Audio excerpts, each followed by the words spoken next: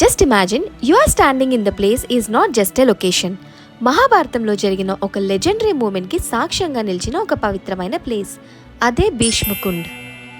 Welcome to episode 2 of Kurukshetra Yatra. Bhishma పితామహ కౌరవులకి మరియు పాండవులకి తాతగారు. తనకి ఇష్టప్రకారం చనిపోవచ్చు అనే వరం తన తండ్రి నుంచి వచ్చింది. మహాభారతం 10వ రోజున యుద్ధంలో శిఖండి ఇంకా అర్జునుడు బాణాల వల్ల గాయపడిన భీష్ముడు ఇదే ప్లేస్లో బెడ్ ఆఫ్ ఆరోస్ అంపశయ మీద పడిపోయారంట. అతనికి ఉన్న వరం వల్ల ఉత్తరాయణం వచ్చే వరకు ఇదే ప్లేస్లో బెడ్ ఆఫ్ ఆరోస్ మీద 58 డేస్ వరకు ఉన్నారు.